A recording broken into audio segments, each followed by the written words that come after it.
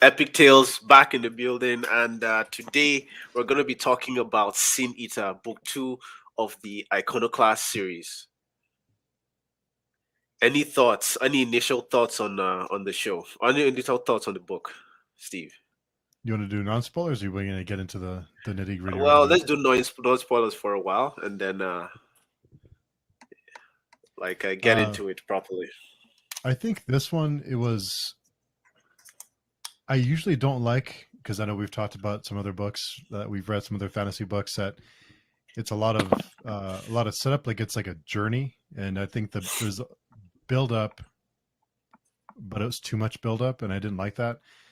But I don't know. In these books, the build up doesn't bother me because you know that there's gonna be a payoff, and it's not a bunch of small battle scenes in between that kind of just thrown in there. It doesn't repeat itself over and over again.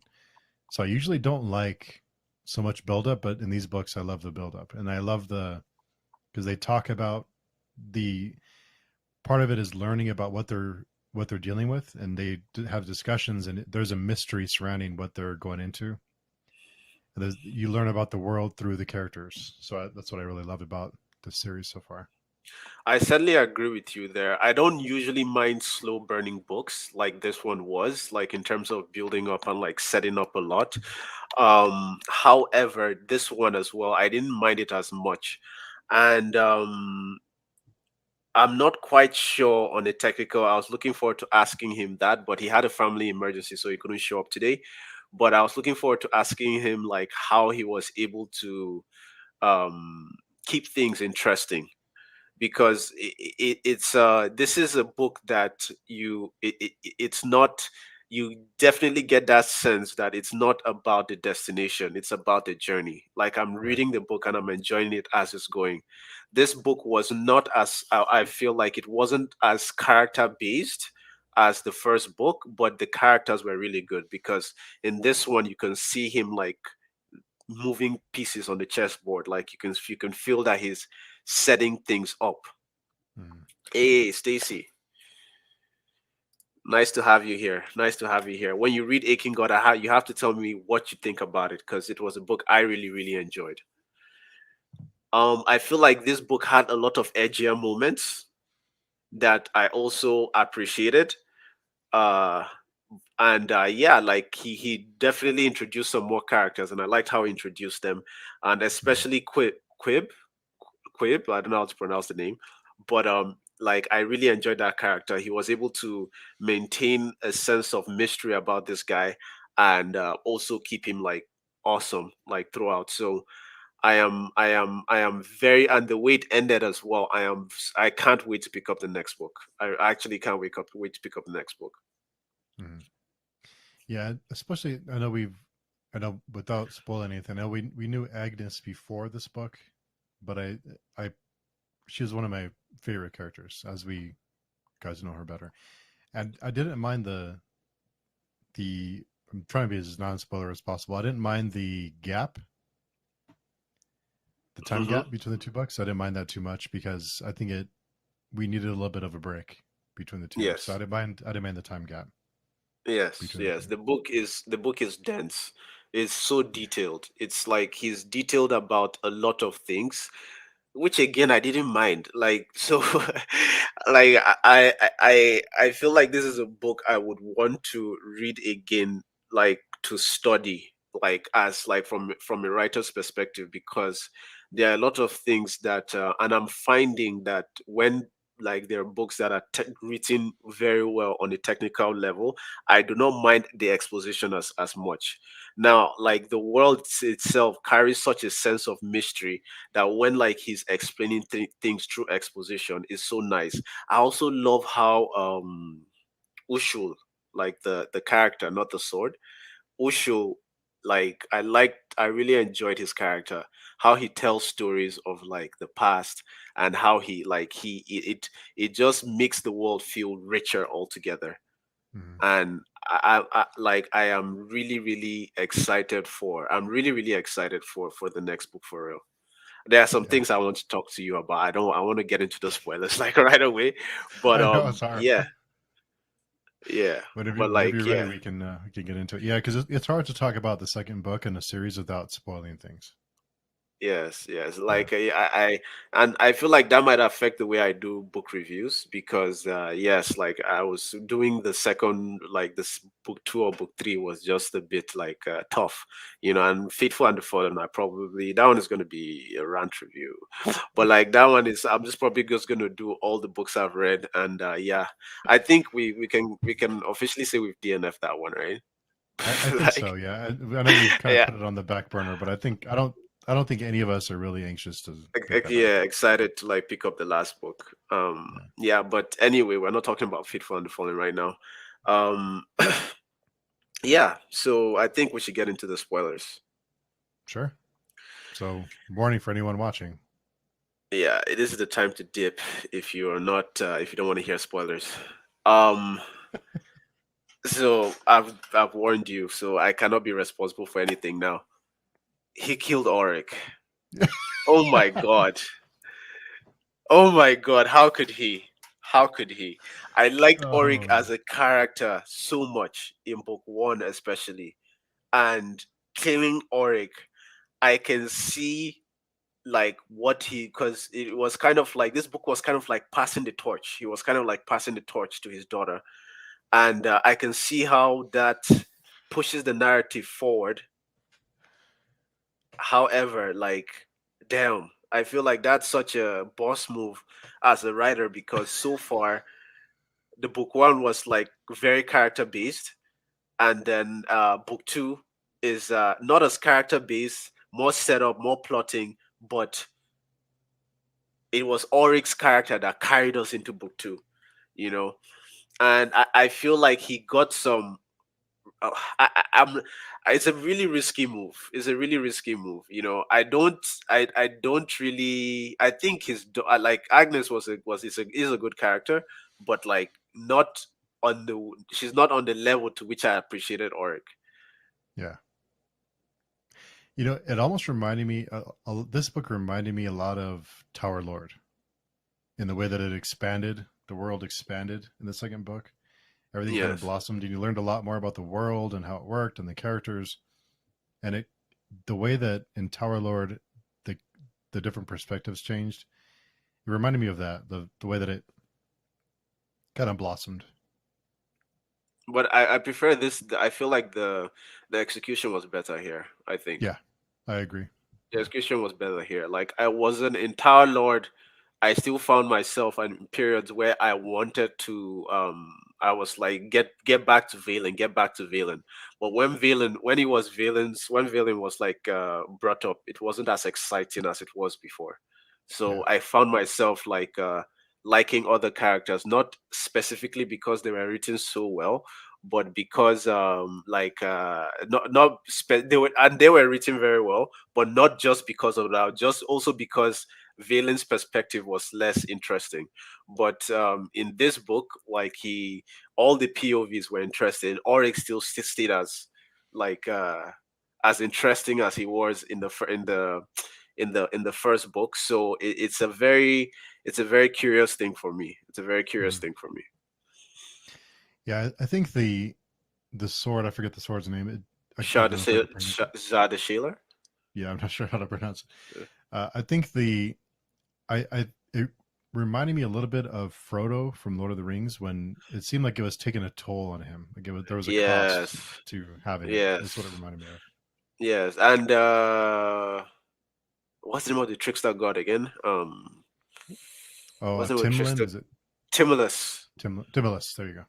Yeah, Timulus like said it's using you, like it's using you for, or was it Timulus? No, it was the Sin Eater that told him that, oh, it's using you, it's using you for its means. Uh Arena is here. Hey, thanks for showing up. Yeah, thanks for coming by. Yeah. Like it's using its wielder for its purposes rather than the other way around, which is very interesting. Mhm. Which is Yeah, very I interesting. like that. I like that it wasn't just like a free pass. There was a cost Yes, there was to a having it. cost to it. Yeah, and wow, like the idea that like the explanation of what is going on in the Barrowlands, and like who the gods are, and so on and so forth, and their origin story. I found that very, very interesting, very, very interesting. It's a thing about history that even when you're reading history, you know that okay, it's not 100% accurate because it was written by the victors, and like Right. there's like a propaganda that the ruling government wants the people to believe. I like how he was able to introduce that factor, and like being such a twist, and like how it's going to affect uh the priestess, I forget her name, how it's going to affect her, because they could tell that she was starting to sound cynical and very bitter, that Mhm. Belu, her goddess, was also feeding off the suffering of the people Mhm. you know And I especially like the beginning, the way the book started out. I forget the name of the creature that comes out of the house and the house starts on fire. Something I think the Mike, the yeah, familiar, the fire familiar, was it a familiar was a elemental, or was it familiar elemental familiar? elemental. It was an It was, elemental. yeah. But the something I think Mike does really well with not only creatures but with characters is he describes them enough to where it's not too much description, but it's enough for you to get a visual in your mind. I think, especially in fantasy, that there's a lot of characters that you don't really know what they look like. So I think he does Yes. a good job of just quickly explaining what they look like, what they're dressed in, or what kind of their appearance, and it gives you a visual of what they look like in your mind. So Yeah. it's a small thing, but it goes a long way. Yeah. So the discussion that the first discussion we had with Mike Shell, like it was also what I was asking him about. Like, how does he balance and description and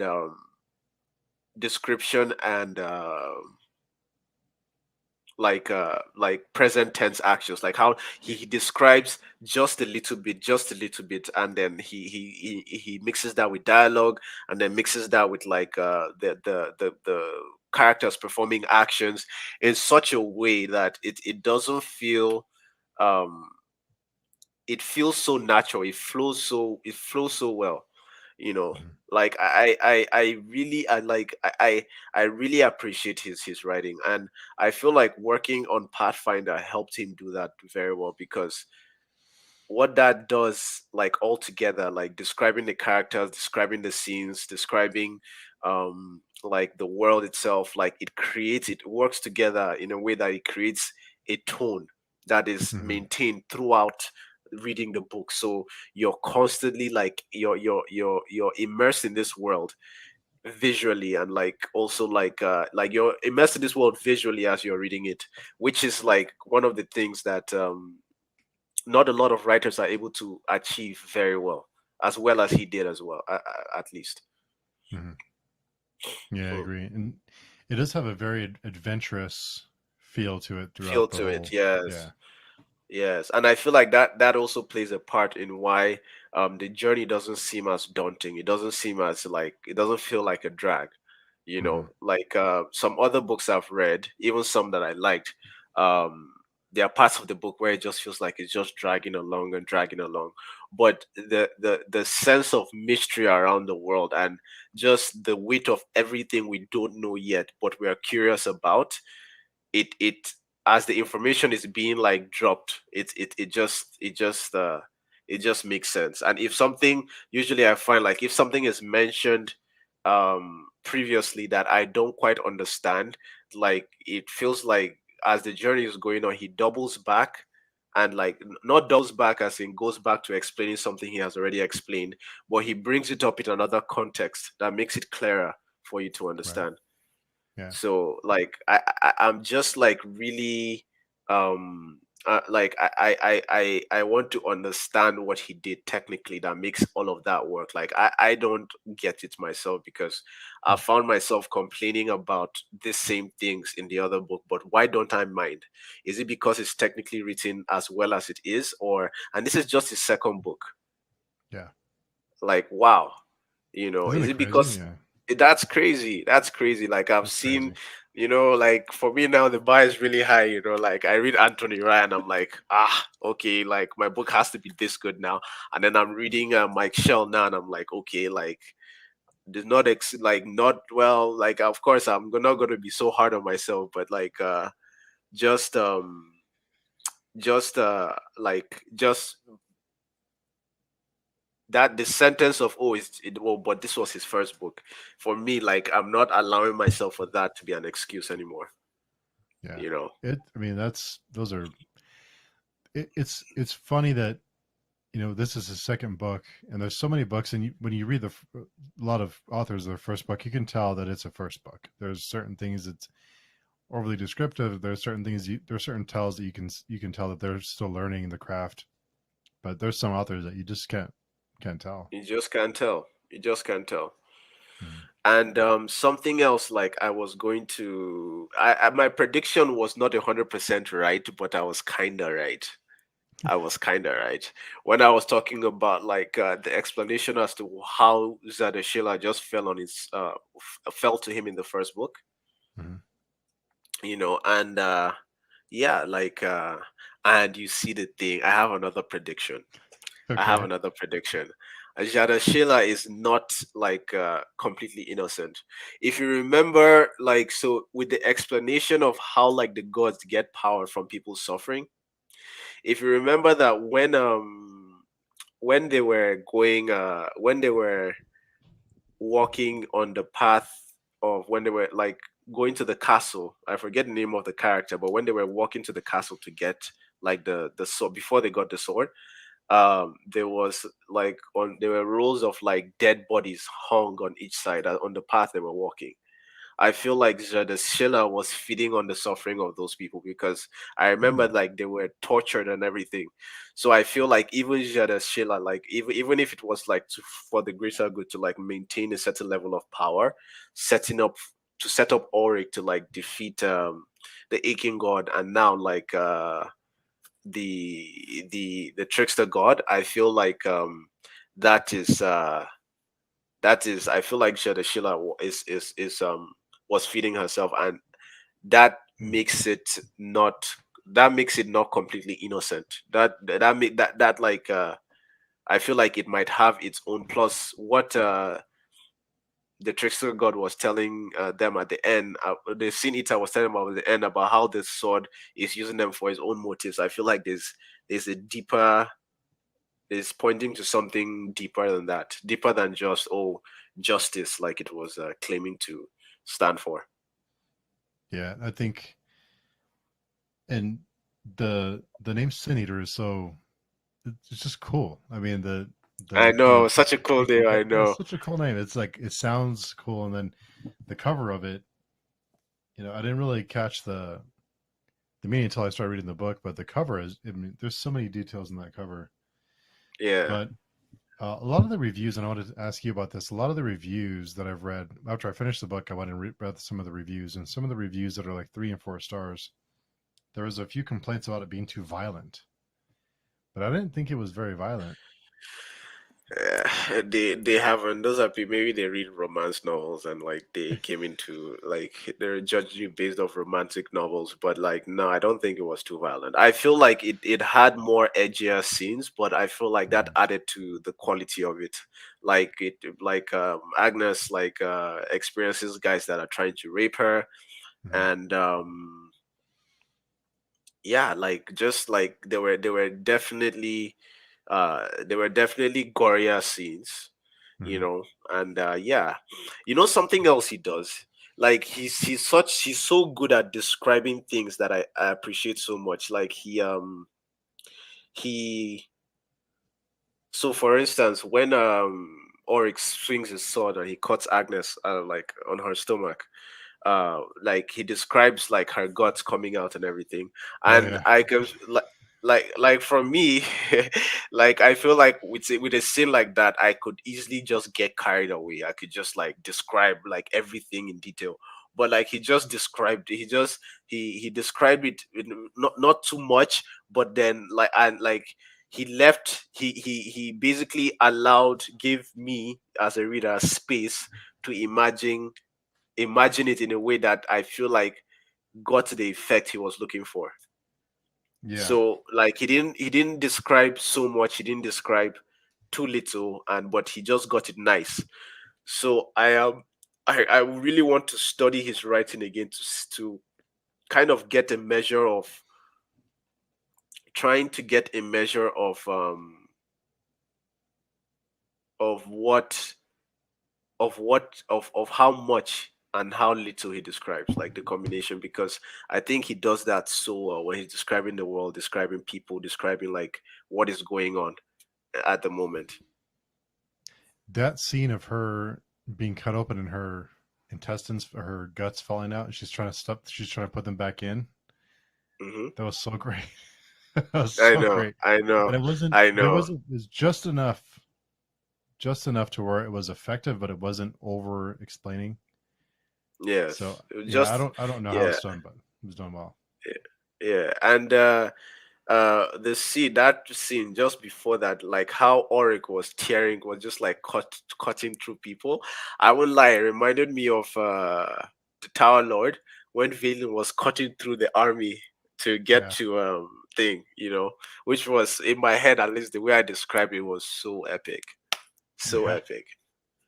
Yeah. And It's yeah, like almost like butter. Yeah, he's cutting through people like they yes. were butter. And yeah, like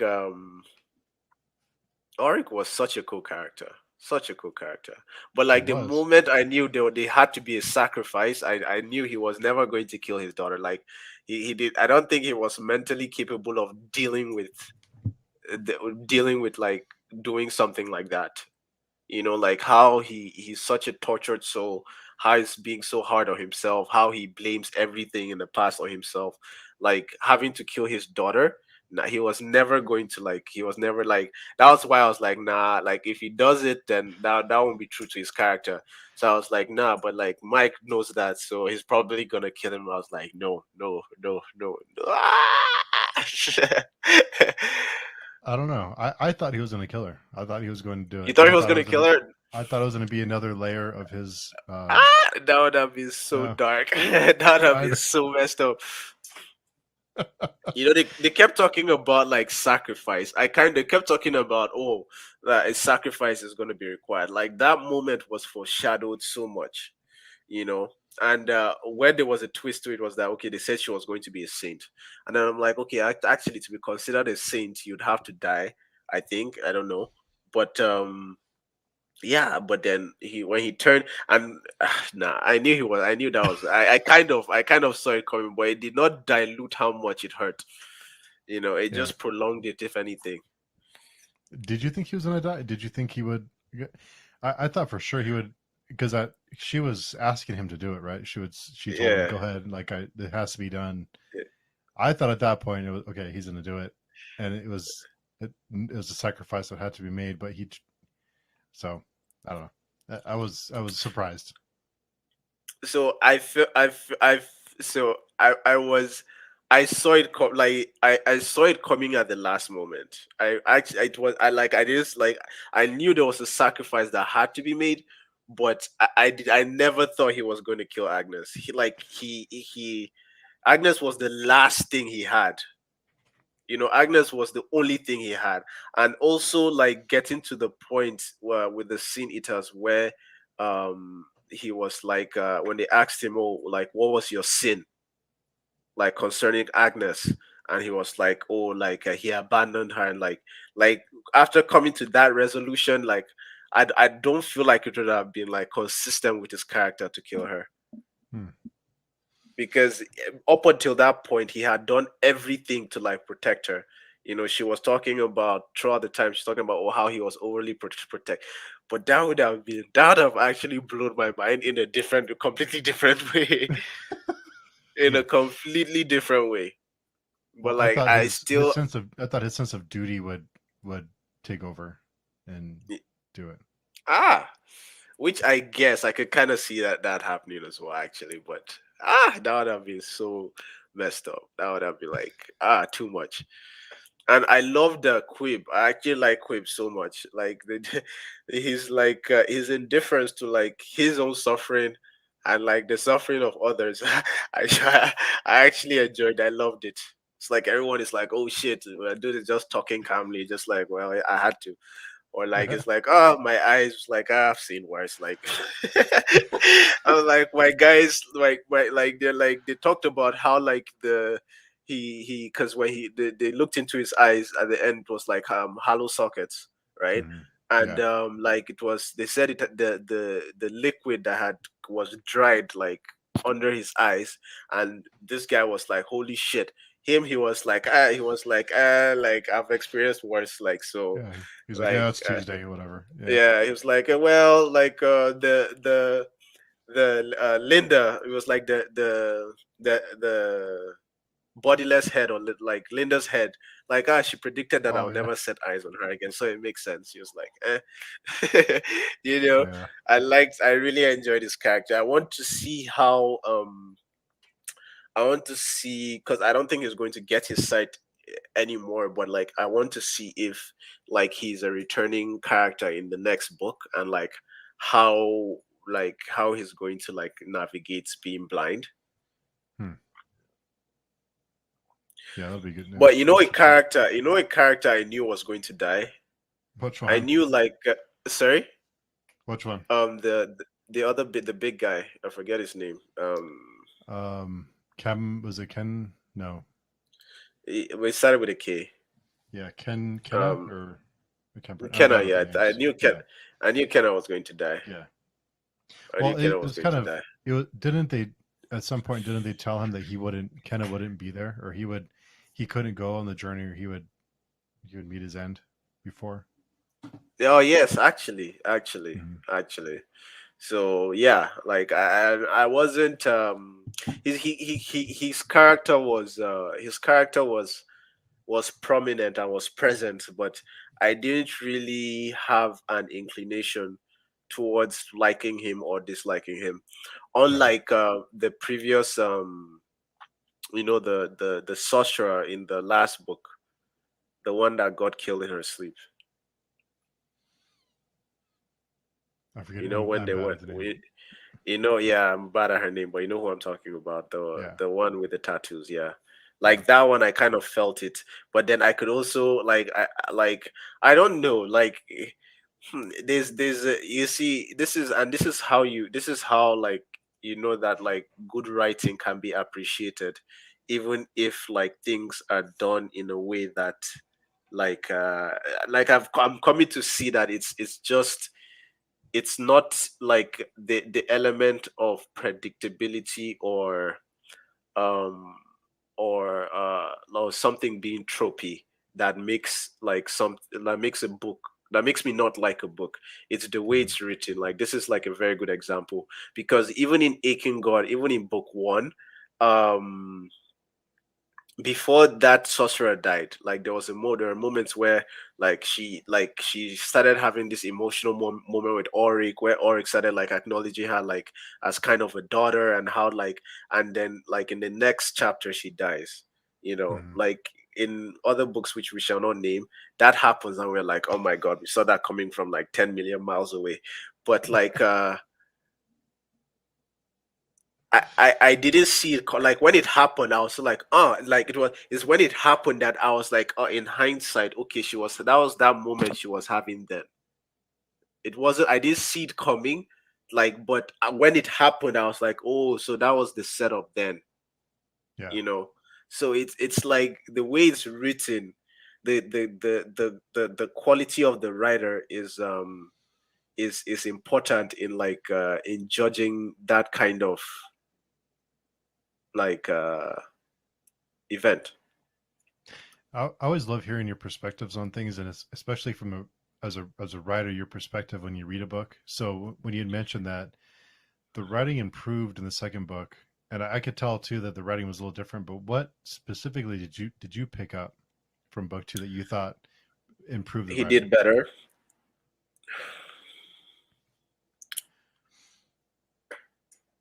So, and this is how you can tell I really enjoyed the book. I wasn't analyzing it as a writer. I was just enjoying it as a reader. But Hmm. if I had to if I had to say, I really liked the dialogue in book one, but I thought it got better in book two. Hmm. like the flow in two was better, so there was definitely an improvement in his prose. um and like what else can I say? The characters, of course, were good. um the world building was good, was better as well. Yeah. So when we're talking to him, and this is the same kind of thing that I'm talking about when it comes to predictability and like being able to see a setup and a payoff. When we were talking with him, I did so initially I never saw the exposition as being excessive. But when Hmm. he told me that, oh, some people complained about it, then I thought Yeah. about it and I was like, okay, actually there was a lot of exposition. Well, why didn't I mind? You know? So in the same kind of tone, like the flow of the book got even better, where like something like that didn't bother me. Hmm. So I feel like it was an all-round improvement. And he did say that like while Aiken God took him 10 weeks to write, like holy shit. Um Yeah. he did like Sin Eater took him quite a long, like a longer stretch of time to write, about Hmm. maybe about 10 months or so. Yeah. I think he took a break, right? I Hey, mean, yeah. he's back. Oh, cool. Ah, he's back. Wow. You Sorry know, about you that, have guys. no, No, no it's all problem. good. It's understandable. Family comes first, and Oh like, yeah, of course. yeah. Well, a bunch of people left when I said Mike Shell. He couldn't make it, but like, we're glad to have you back. We're really glad to have you. I hope, first of all, I hope everything Mm. is okay. Okay, well, it's good to hear. Um, well, I'm gonna just start again. You killed Oric. How could you? How could you do it? How could you do that? Does it? I mean, after reading the book, doesn't it make sense that he had to? No, so I understand like pushing it in from a narrative perspective. And before you came, I was telling Steve how that was such a boss move, because like now it's like, because no, think about it, right? Oryx, the first book is very character based, and Oryx's character was what carried us, like the book readers, to like book two, right? Mhm. You killed him right at the end, you know. So, but two things, right? I feel like your character development is very good. So I Thank feel like you. people will still be carried into book three. But like, damn it, man, you killed Auric. Ah, like I was Wasn't telling, easy. I was telling Steve. So I was telling Steve that like I was telling Steve that when like it started became clearer and clearer that like, okay, he was going to have to make a decision. I knew he was going to kill himself, like I knew he was, but then that just dragged the pain for me, because I was like, no, no, no, like think of something else, but yeah, Think of like something else. that was really, really, really well, that was a very interesting direction to take.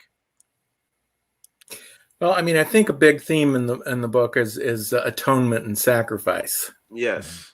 And it's essentially what he was doing. Recognize, like for instance, if you look at Oric's session with a sin eater in this book, it's all about you know allowing his despair to overtake him and essentially abandon his daughter.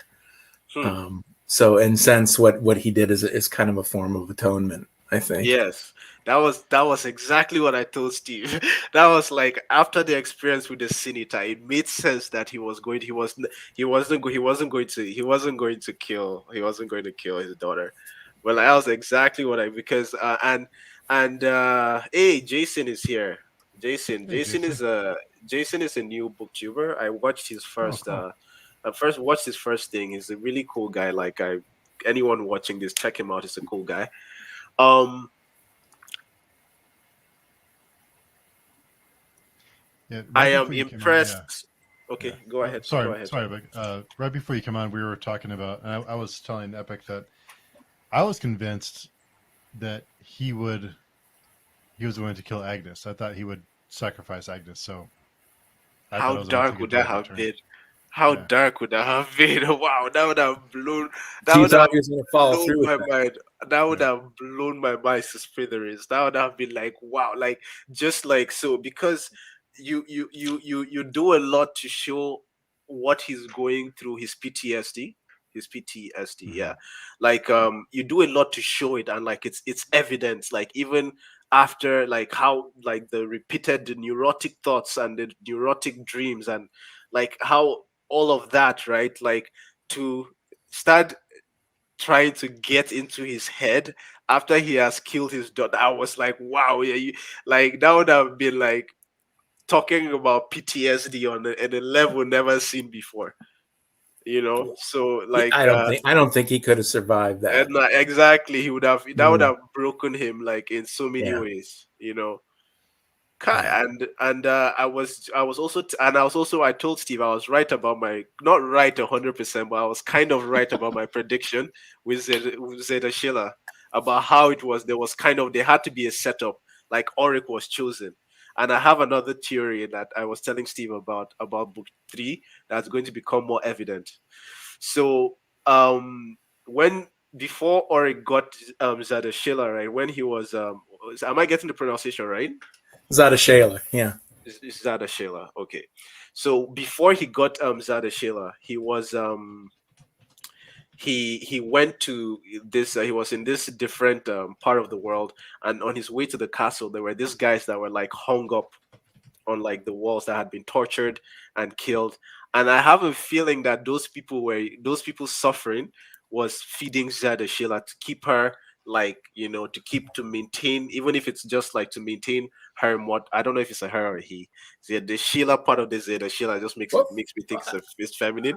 But I like I don't know if it was made clear enough in the first book that Zada Shayla definitely has a masculine voice when the sword is in Oric's uh, hand, yeah, and as but then soon when it as went as soon as the it sword is in switched.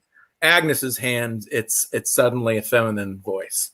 Which and that is also another thing that foreshadows for me that like Zada Sheila is like maybe not so much after justice as she like, or maybe not even, maybe she's still after justice, or it maybe it is still after justice, but like it is more there's something sinister going on from her perspective. Epic, you're so cynical. I can't believe that you would think Oh anything. my god, you are cynical. You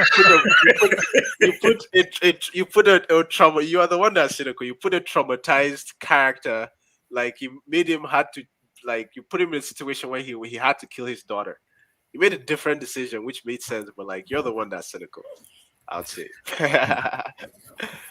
Wow, wow! Like I really, really enjoyed this one. I really, really enjoyed this one, and I enjoyed it so much. So when I'm reading books, usually nowadays, because I'm trying to improve as a writer, I read it. The part of me is reading as a book lover. Another part of me is breaking it down as a writer. Okay, this is how he's doing this. This is how he's doing that. Um, but when I was reading Sin Eater, I enjoyed it like purely from a book reader perspective. Like I did not. There was not the analytical part of my mind was shut off.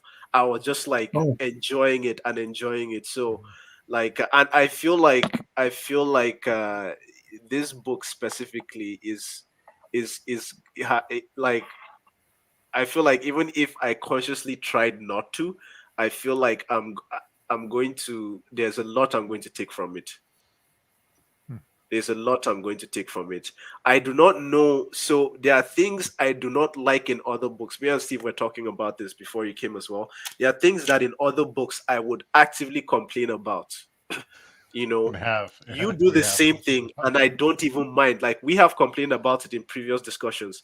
You do the same thing, but I do not complain about it, which makes me understand that it's not the individual element itself, but it's just like the execution that matters. Like I've always known that, but like not I've this is the most evident um work that I've seen, that your like the execution matters more than anything. How what do can you you think of some of the specifics that normally would turn you off? so the amount of exposition, like your book, the book itself is dense. It is very, very detailed. Everything is very, very clear. But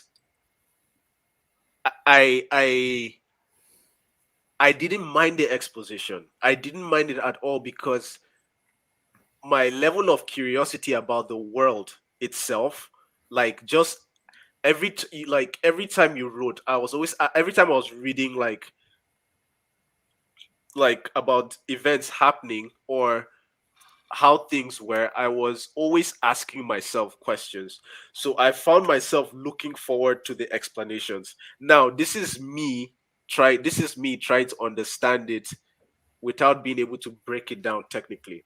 And I remember that even after the first time we spoke, the Barrowland, and well, we're talking about Barrowland. I don't know if you remember that I asked you about how you measure how much description is is perfect, because I feel like that is something that your writing does very well.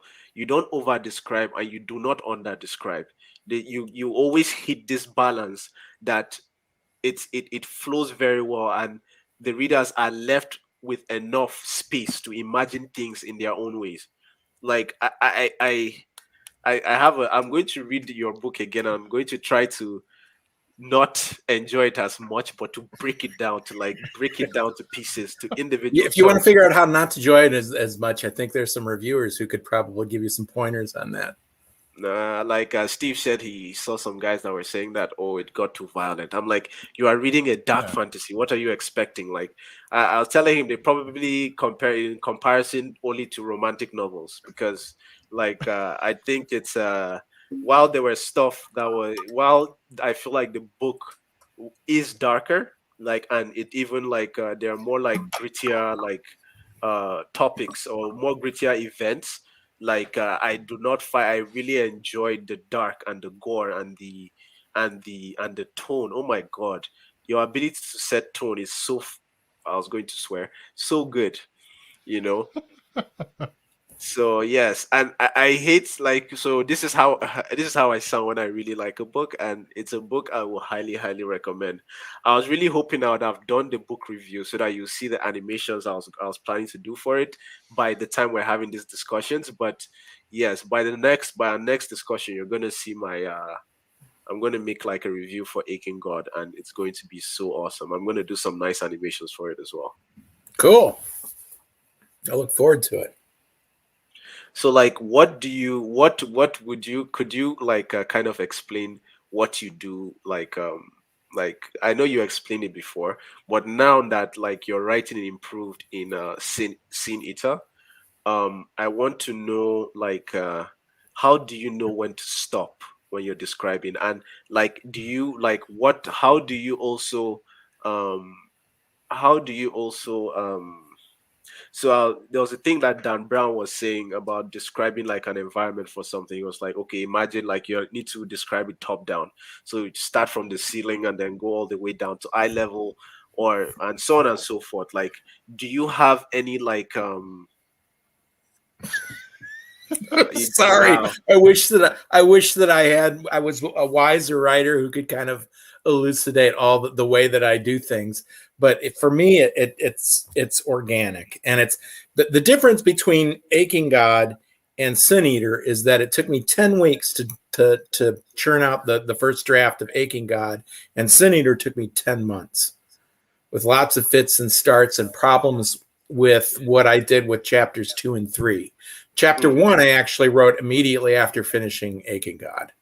hmm, And that's why it's actually, I think, included it was included in the, as a teaser at the end of the first book, at least the print edition. hmm.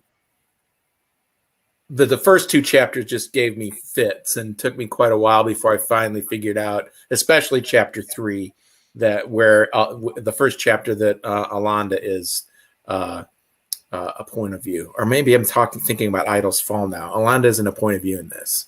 Oh, Yeah, okay, I'm okay. thinking Idol's Fall. Sorry about that. Okay. Yeah, yeah. I just got hung up after the first couple of chapters of Sin Eater, and so it was a lot more fits and starts, and a period of 3 or 4 weeks where I just wasn't really doing much writing at all, and then rewriting, and it kind of, what happens for me is when it's working, and I'm writing, and I'm, every time I sit down, I'll churn out between 2,000 to 4,500 words in a whole day of writing. And it's wonderful when that happens, when it just is flowing, and it's like, this is why I write. This is so much fun. It's the times in between when I'm just feeling, stuck, that are miserable and drag this thing out. But after, because after writing Aching God, I was like, I know how to write the novel now. This isn't so hard. and Sin Eater said, let's see how you do that. And then after finishing Sin Eater, I think, okay, now I've got this thing figured out. And then, of course, Idle's Fall took me something more like 18 months to write. So let me ask you a question. When you're writing Sin Eater, right, what were some of the things in Aching God that you feel, from your perspective, worked, that you wanted to do more of? And what were some things that you were like, okay, maybe I need to do less of this? Because there's a marked improvement in the quality of the writing. I thought Aching God flowed very well, but like, it's only because I hadn't read Sin Eater yet. So like, what did you decide that you were going to do, like, in what do more of and do less of when you're writing Sin Eater? I don't know that I thought that much about it. I think it was really more about story, and the story that needed to be told. And initially it was just going to be this first chapter where we were introduced to this mysterious old man that we really don't know a whole lot about. And the idea was the rest of the story is going to be split evenly between Agnes and Auric, back and forth between the two of them, and take us through the whole way, with the idea of, in a sense, Auric is introducing everyone to Agnes, and because we know that Auric's not going to be around at the end of the book, that you're going to be hopefully continuing with Agnes afterwards. And that was kind of my thinking. But then it really made sense for, I think, that the old man to have a more prominent role in this. And so you had these chapters, I think, that feel more like interludes. Some people liked them, some people didn't like them. But I wanted to make sure that we were getting different perspectives, seeing things through different people's eyes. I think some people, had complaints about that. They enjoyed having the single point of view and getting into great depth about how this one person felt the whole way through. And the bouncing back and forth, I think some people have trouble with that. But I wanted to be able to start bringing in different perspectives. So I guess, if anything, that's one thing that I wanted to do. I also wanted to make sure that people understood that it wasn't just about what's going on in the Barrowlands, that there are plenty of other places in the world that are weird and dangerous, and to flesh out the history and the religion, which obviously becomes a whole lot more important in this book than in the first book. In the first book, it's more like its background, right? Mm-hmm. Well, this is the religion that they follow. And in this one, we start to really examine this religion, and obviously the revelation near the end is, most people, I think, were surprised by it. Not everyone. I was very satisfied with like the explanation you gave as to like the origin of the gods, and how like they were manipulating things for their own benefit. And like that was very, very satisfactory for me. That like put a lot into perspective. What can we expect, without spoilers, what can we expect more from Idle's Fall? More perspectives. More perspectives. Yeah. I had never sat down and counted. But initially, Idle's Fall was going to be alternating between Agnes and Alanda, who, as we find out at the end of Sin Eater, is being named the new ruler. Um, but then it made sense for us to uh, get some perspective thrown in there from a spy master, and of course I kind of echoed uh, the start of Sin Eater in Idol's Fall with a brand new character who we don't really know a whole lot about, starting off the third book, and assuming, of course, that that's the last we'll see of her. Um, Hmm. so yeah, more perspectives, a bigger, broader, more epic kind of a story, Hmm. because this isn't just about the Syriac League and Orc's own, family story or Agnes's family story.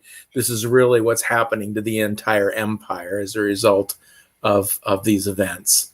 So I think it's a bigger story in a lot of ways, and at one point we're on the Harkony frontier, where I think there's some reference in Sin Eater to the idea that there's a disturbance on the border with the barbarians up that way, Hmm. and so there's a taste of that and the awfulness going on up there. So just a lot more bouncing around. It's a bigger book. Idol's Fall, I think, is about 30,000 words more longer than Sin Eater was, and I Sin Eater mean, was about 15,000 words longer than Aching God. that's interesting. That's interesting.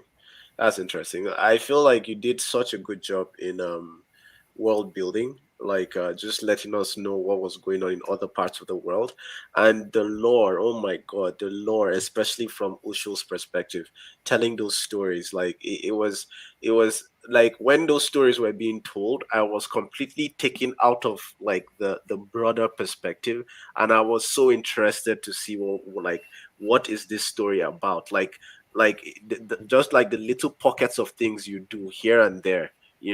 I thoroughly enjoyed every aspect of this book.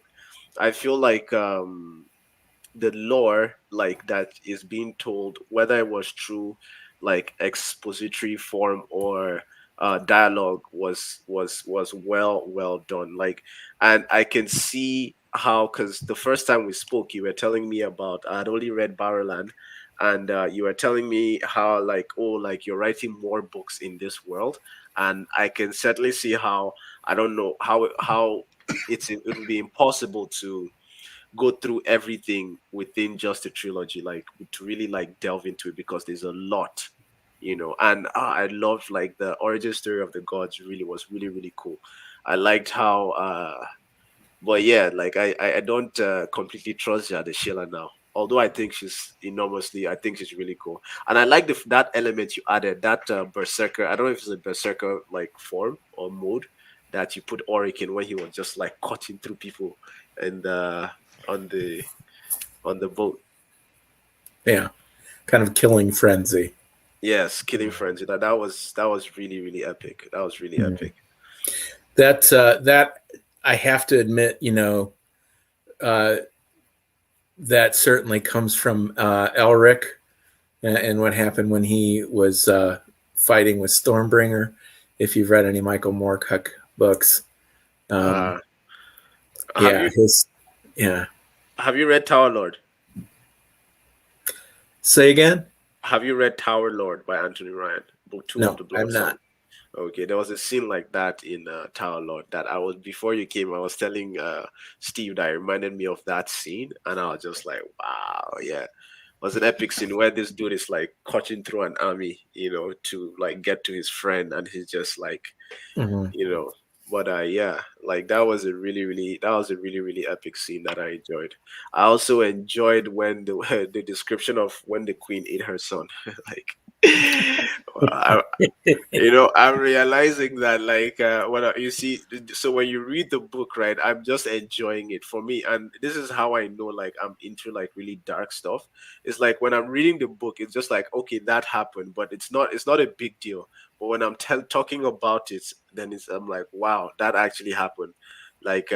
so like somebody, like a woman, like a female ate her own son. Like, holy shit, you know.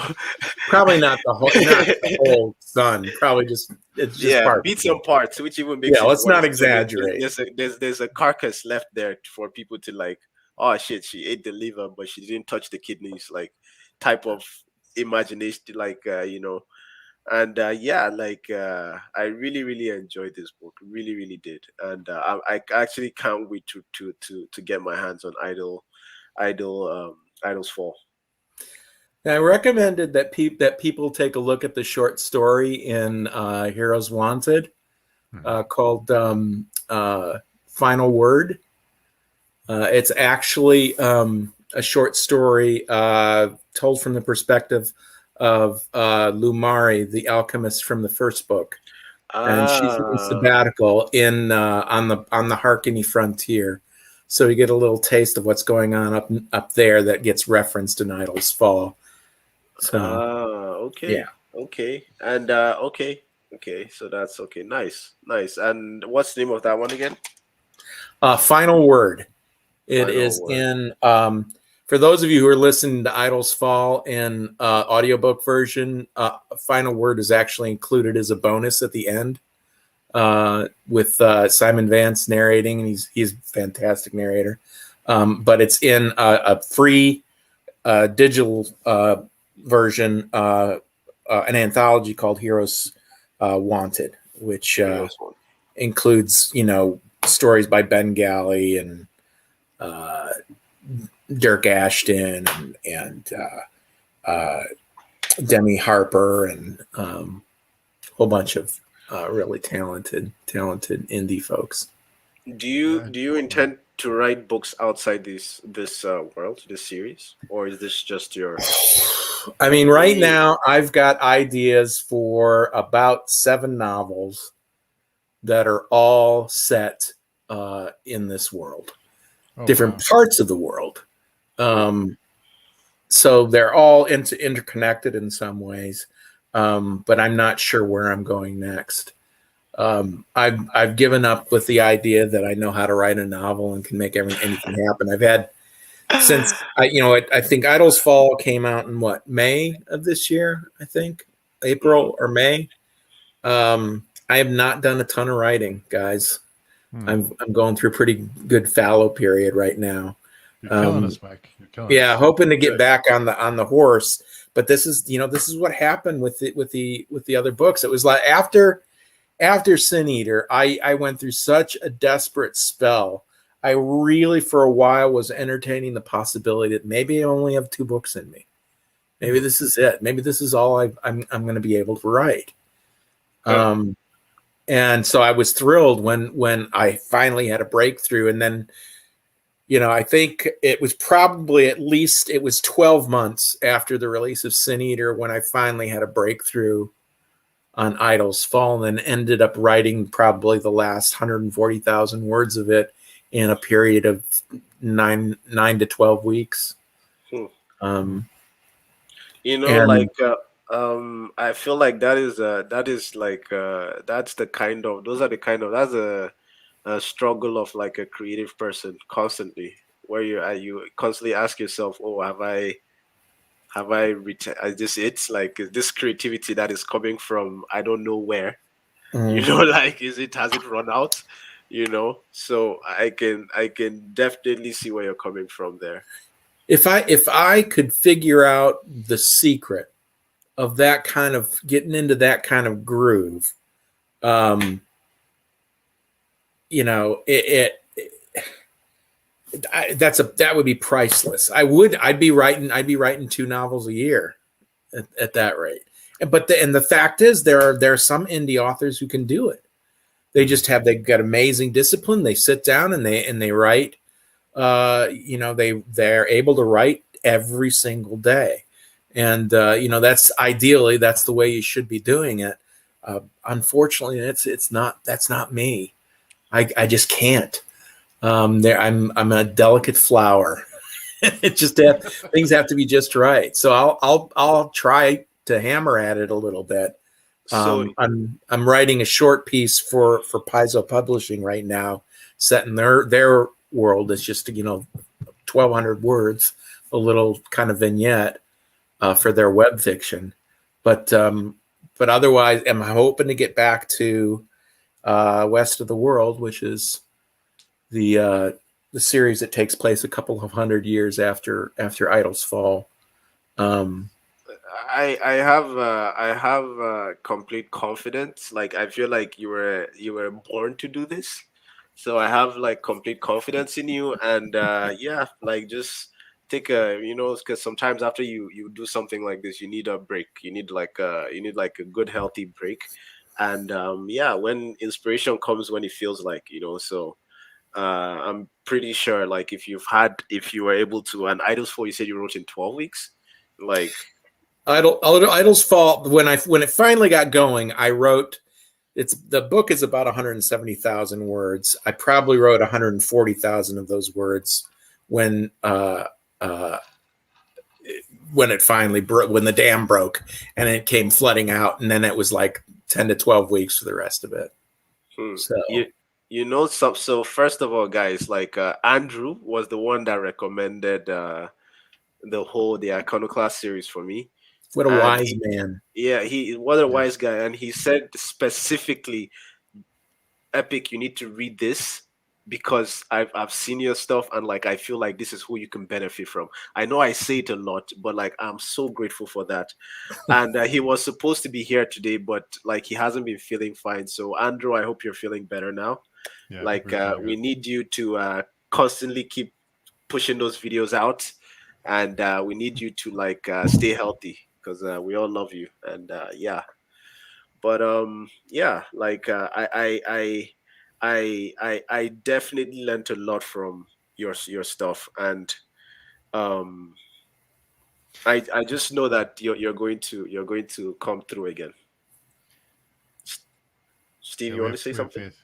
Yeah, I was going to say we were talking before in the few minutes before Mike joined us, but we were talking about how your descriptions of violence, specifically the scene where Agnes is on the ship, and something I tabbed it because it was so striking to me. Well, I have a lot of tabs, but um, it was she looked down. Her lap was a crimson ruin spilling from a long rent in her white cotton shirt.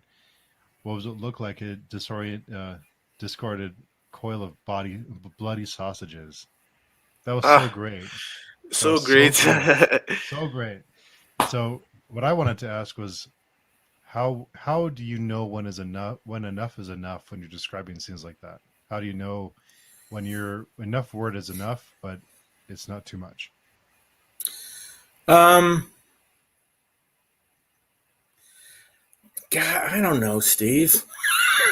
It just, I mean, part of it is, I think violence needs to matter when it happens. I try not to be gratuitous about it or write it in a way. You get the sense sometimes that some people are getting off on the gruesome stuff that they're coming up with, and that's just there's this titillation that comes from it. And from my perspective, violence is ugly and traumatizing. Mm-hmm. And so I think usually it's the kind of I think I tend to try to be a little, bang bang in Mm-hmm. with the kind of violence, so that that the image sometimes using a little more flowery language to kind of describe something really gruesome, Yeah. um, and then just not sit there and dwell on it, but just it's kind of a slap. Hmm. Yeah. Um, That's how I would describe it. Is it's a slap, but it's an effective slap, to where it's there's an impact and you feel it, but it doesn't linger too long. So that's what's Yeah, effective about because it. stuff just keeps on going, Yeah, and that gives you the effect of, wait, did I just read that? Let me go back. Holy exactly. shit, it happened. just a second, guys. Hmm. Yeah, That scene that's for a good me way to was describe it. was that scene was like really really even the scene about describing when the queen like ate up her like eight parts of her son.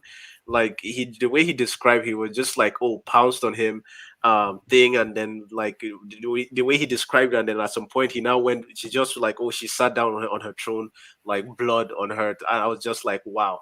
And the scene where like Cube like loses his eyes, the way he described it was like, oh, he described it like, he'd been through much worse, and he was just like, yeah, you guys just move along, I'll see you guys later. It's like, oh, by the way, like that headless Guild has seen corpse. some shit. Yeah, yeah, it was like, yo, that corpse did predict that I wouldn't set eyes on, so that makes sense, like Because that's how violence happens, though. It happens and it's over, and then the world keeps moving. it's yes, You the know, world and it keeps just moving. happens. Yeah. And for me, that's because for me, sometimes I tend to languish. I tend to like draw it out a bit, but I see the value of just making it impactful and like keep going. Mhm. Yeah. That was something else that was something else that was the case with Beyond Redemption. But the thing with Beyond Redemption was that Beyond Redemption, Beyond Redemption, like the writer Michael Fletcher, like left a lot to the imagination, left a lot more to the imagination, which didn't I didn't I didn't hate it, but I didn't like particularly like it as well. But I could see the effect that it gave. But then something that Mike Shell does well is that he describes it just enough, just slap and then keep moving. So it is gory, but like it is described, but you still kind of get the effect that I feel like Michael Fletcher was trying to do. But and it's like, and because even if it's a slap, right, and the world keeps moving, but then that image stays in your head. Exactly. Yeah. So it's kind of like you're in a moment of shock as even as the world is moving, which is like a very good effect as well. Good way to Thank you. describe it. Yeah. Yes. Andrew, how did you feel when like Oryx sacrificed himself? And, Mike, before you I came, know. I was telling Epic that I thought he was going to kill Agnes. Is what I thought. And That I thought he would become an even more. I thought it was going to take a darker turn, and he was going to be even more of a tortured soul. tortured. So Yeah. So, that would have literally messed me up. That so would have. I was surprised that the end of that book. I had a little bit of a hangover after that. After saying it, because it's like wow. And I think I as soon as I read it, I had to. So you responded to that tweet I I, sent, but yeah, I was like blown I away. know what a boss move is my like Yeah, that it's like is all wow. I can say. Like from a writer's perspective, what a boss ass move. Like damn. It was a mic Like drop moment for sure. a Yeah. mic drop. Like yo, and then I killed the main character that made you even pick up this book. Now what? Yeah. So sick. Wow. And I always appreciate I was talking with some of the people on my Discord, and we're talking in particular some other writers on my Discord, and we're talking about like the willingness of authors to kill writers. Like you're reading this book and like this there's no plot armor. When you have plot armor and it's so obvious, it irritates the shit out of me. It irritates me so much. It's just like I lose that sense of I lose that sense Like of in I'm like not like tensed up. I'm just like relaxed. I'm just like, oh, okay, so something is gonna happen. Oh, he's probably gonna get saved now. Oh, but like, I knew we killed him too. God damn it. But yeah, well, you could feel the walls closing in as that started to. You can feel. yeah, everything was You just can everything narrowing and started to come to narrowing a and head. narrowing. It's like what's Yes, going to happen, and I was yeah, looking for the solution. I didn't find any. I did not find any. yeah. Andrew asked a question a second ago there. He said, no, he said, I don't mind plot armor as long as it's not abused and serves a purpose. Yeah, yeah, yeah. Like, and Andrew, this was something else I was telling him about. Like, it's I feel like this book it perfectly shows like the that idea of like it doesn't matter if it's like predictable or if there's plot armor like in this situation we're talking about, or even if there's like even if like the setup and payoff, because like the execution is so good. The Mhm. execution is so good. Thank you. You know, how when you killed when you killed our beloved Auric off, like was that, how did that affect you emotionally? Like, did you, as we are throughout the time you wrote Auric before like you murked him, um like had you like grown like some kind of like emotional attachment to him? Well, yeah, I think so. I mean, in a lot of ways, you know, Oric is kind of an idealized self in some ways for me. Um, you know, with hair, um, and you know, I feel like I really got to know this guy well and care about him and see him struggling and trying to grow and become wiser. And you know, I realized that you know, I know that he knew he was going to die at the end of the second book before I had finished the first book. Hmm. I knew what was, you know, I knew what the ultimate the end of the trilogy was before I finished Aching God. So I knew that he was going to be gone by the end of the book. And that's, you know, I think Andrew said something about the him sitting down with a sin eater, which in a way is a combination of a confessor and a therapist, Mm-hmm. in terms of the way that he talked with them, and basically just kind of a hardcore intensive therapy session where he basically recognizes that, you know, that this his sin it was his sin was despair, Hmm. right? His Hmm. sin was despair and abandoning those that were still alive after his son's death. Um, Hmm. so the sacrifice was necessary, and you know, the other thing I see Andrew mentioning here, from the moment Arg sat down with the sin eater, I knew it was a creeping sense of inescapable dread. And it's like, good that, you know, I thought there were clues plugged in throughout the story that Oric was going to have to sacrifice himself. Um, uh, yeah, that's a nice way to put it. A preemptive last rites. um, yeah. Um, and you know, I would have, you know, there's part of me uh, that would have liked to have shown, you know, the Sin Eater sessions with all the people in the group, rather than just, I can't remember. Do we see Agnes with the Sin Eater? No, did we just see Oric in with the I Sin think we Eater? just saw Auric. Hmm. Yeah, yeah. Like someone I was actually curious to see with the Sin Eater was Quib. Quib, right? That's the pronunciation Killed, for his name. Yeah. killed. Quib, Kilb. Yeah. I was actually, what are those guys' sins, man? Like, god damn it, man. He seems like he's been through a lot and he's lived for a long time. To imagine what like his his sins are, like I feel like that was actually, I was actually looking forward to seeing, because the sense of mystery around that guy is just like it's very intense. Like, does he make it to Idol's Fall, or like does his blindness like just cut him out? Keel makes an appearance in Idol's Fall. Ooh, I want to see that. I want to see that. Yeah, I want to see that. Like, I really enjoyed even like the new characters you introduced. They were so well written, so well written.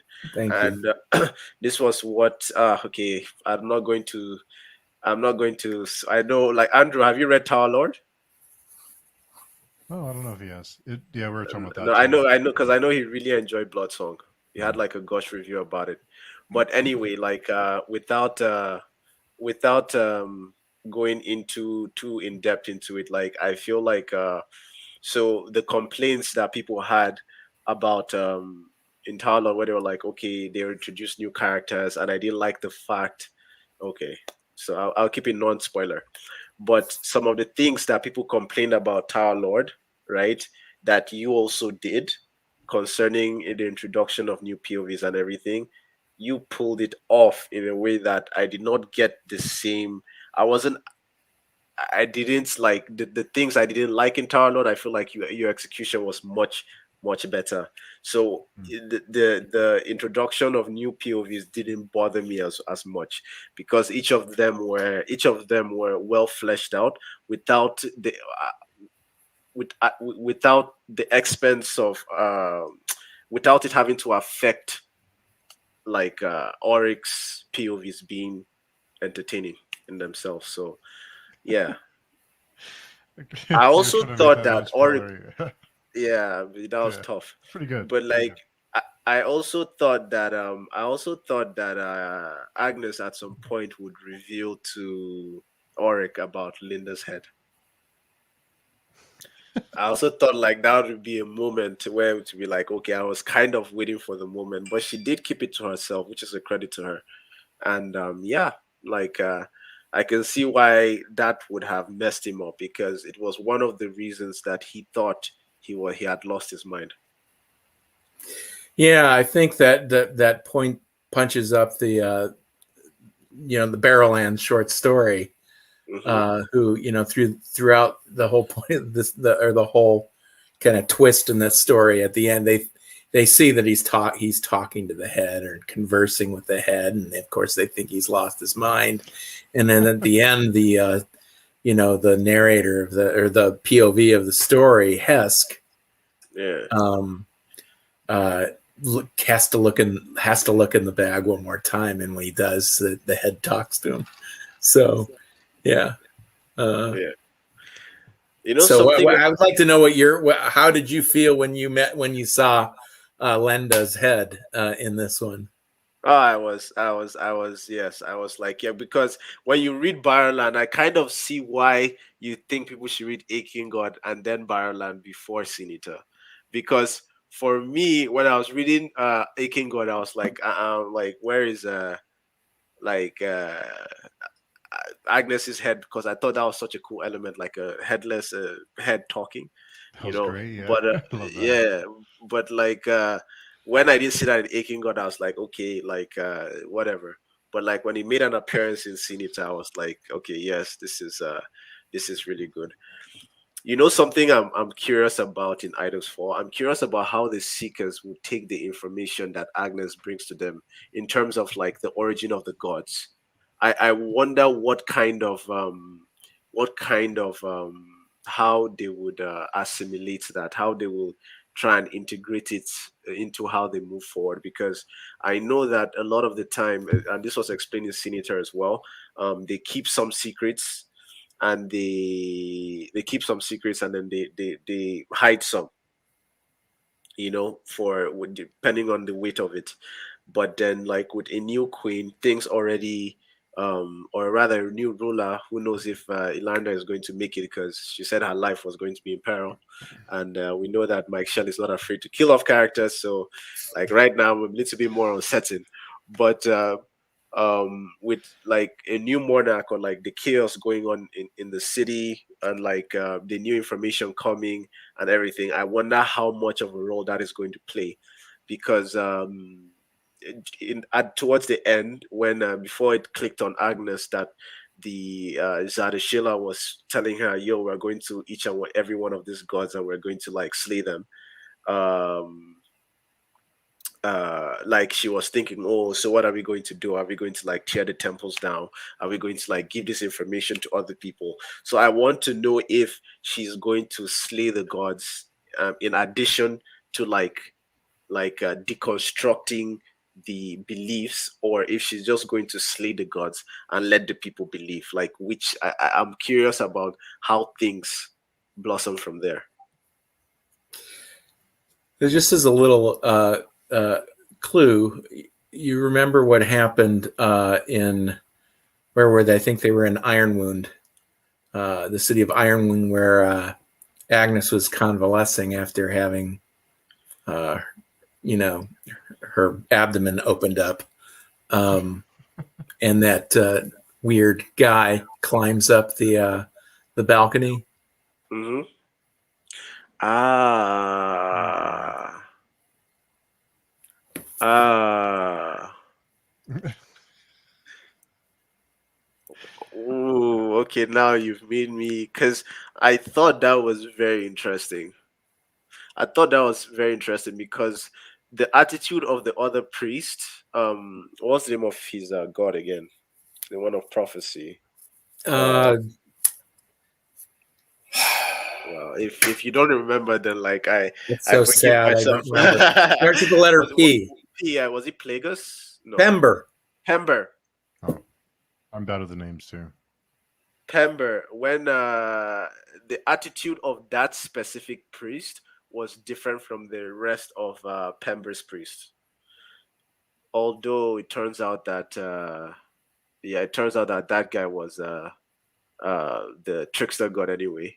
But anyway, my point is his attitude was kind of different, and I wonder if Agnes, and then she gave him a fish. Wow. Okay. Right now, I'm going to reread that scene for sure to see anything. But like, I can't. I really can't wait to pick up Idol's Fall. I really can't wait. So I feel like Steve, how many live streams have you been on today? Um, A 4. couple, right? Yeah, Four. it's been a Yeah, busy like day. Yeah. yes. I don't want to keep you here too much longer because I kept seeing live stream, live stream, live stream, but then I was shooting a video at the time. So I know that like, do you have any more after these? After No, this, do you have like no, the hangout? Okay, no. I'd This have is it. joined that.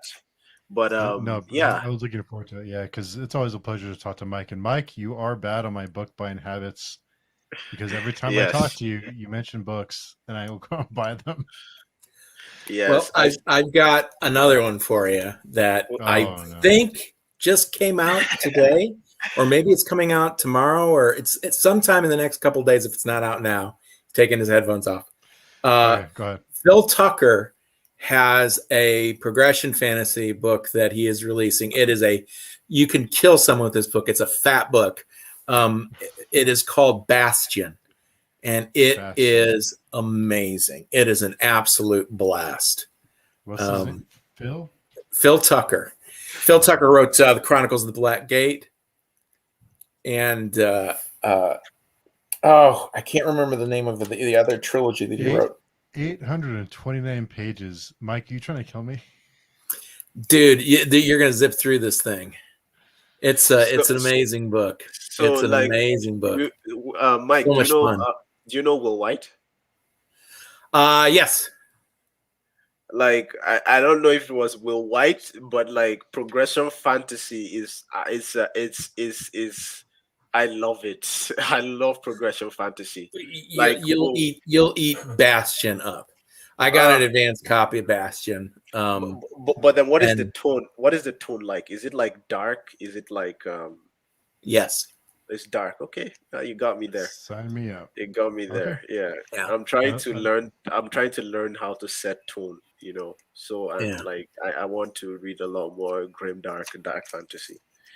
But Phil like yeah. Phil could do a master class on narrating a battle. Hmm. See, Okay.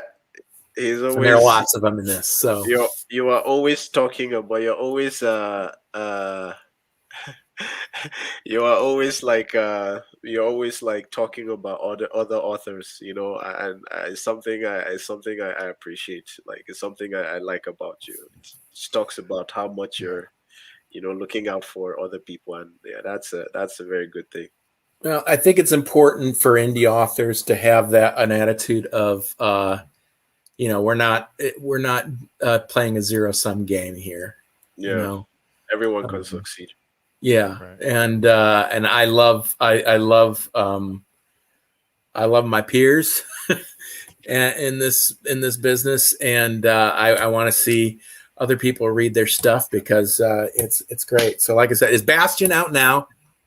It is on Amazon. Yeah, I Okay, just put the paperback in my cart. So, and Mike yeah, probably there you knows. go. Yeah. So yeah, it is. It's a doorstop, but it's amazing book. A lot of so much fun, so much fun. Bastion. Yeah. I'll check it out for sure. I'll check Yeah, it out for sure. it's in my cart. Um, I mean, if you haven't already read his Chronicles of the Black Gate, he's released it in a digital version. You can get a digital version with all 6 books in the series Oh wow. in one volume. And Chronicles of the Black Gate is excellent. is that also progression or is that just dark No, fantasy? no, it's more of an epic fantasy. Oh, okay. Uh, Okay. what is it? What do we call a sextuplet? Yeah. So not all 800, some pages long. Yeah, this Bastion is just a. You could use it as a weapon. It's big in. Yeah. I'm really going to yeah, I'm going to check them out. I'm going to check them out. And yeah, I think we can call it a very enjoyable discussion. Thank you for making it, regardless of what was happening previously. And yeah, like I definitely can't wait for that. And the next one we're doing on Steve's channel, right? I think we were talking to Andrew about doing a big blowout extravaganza of awesomeness. So we'll see if maybe we can work it out to where we can have Leslie, Yeah. Andrew, and everybody. But yeah, we'll see. We'll work it out. Yeah. So for anyone who doesn't know, like I'm going back to Nigeria for the first time in 10 years, and I'm going to be there until December 8th. So anytime after that will work for me. I'll probably read it while I'm there. I already bought it, so it's already like going to be read.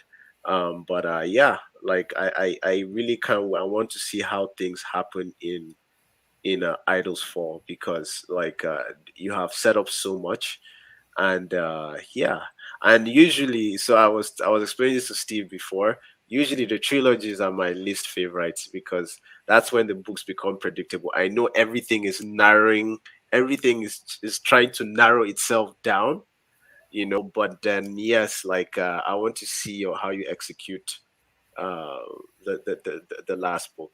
I want to see how you execute the last book. I'm very curious about how you do that, and I'm sure there's stuff I'm going to learn. And yeah, thank you for guys for showing up. And yeah, you have anything else you want to say? Keep reading, leave reviews, people. I just, Indie authors depend on word of mouth. Mike, by the time by so I'm going to do a book review for like Aching God, and I'll ask Steve to because I'm not on Twitter yet, but I'll ask Steve to show it to you. But like I'm going to do some nice animation on it, and Cool. it's Yeah, I going to look be like forward to it. really dope. Yeah, yeah, when Epic does a review or when Epic does anything, it is always a showstopper. It is a must-watch video whenever Epic does something. So yeah, I'm looking thank forward you. to I it. Epic's appreciate that. awesome. I want to thank both of you because every time I talk to both of you, I'd learn so much, and you both have so many great points, and I just feel like a sponge whenever I'm around both of you. So just thank you so much for taking the time and to come by and chat about books and about specifically this series because I'm loving it. So Good. Yeah. thanks for So everybody. like nah, I refuse to end on that note. Like Steve, you are awesome. Like you have done so much to improve me being comfortable in front of a camera and just the discussions like constantly having me on Hmm. like I would have never met Mike Shell if not for you. And like so I am super grateful. Hmm. And I'm grateful for Mike Shell to like your writing and everything, putting yourself out there and deciding to like put this book out there I'm so grateful. Like 100%. I know I said this before. When Cradle of Chaos comes out, like it's going to there are a lot of things I'm going to take away from your writing. And for those people that like are online and like don't like Aching God or the Iconoclast series, like those people like they are not my type of book readers, first of all. And second of all, I already know that like Aching God, like the series itself has already seen some like real level of success I feel like there's it's going I don't know when it's going to blow again, but I feel like there's going to be another boom because this is such, as successful as it is, and as how as many people know it right now. I feel like not enough people know it, so like until the end of my days I'll be preaching aching god, aching god, aching god, Iconoclast series. Money will be in a tree, the hollow tree, in a paper bag as we've arranged. Yes, 100%, 100%. And yeah, thank you for all the dastardly things you did in this book, like killing Ulrich. God damn it. I So do I'm awful things in the next book too. So loved it. Ooh. I can't wait. So everyone stay epic and peace. thanks for having me.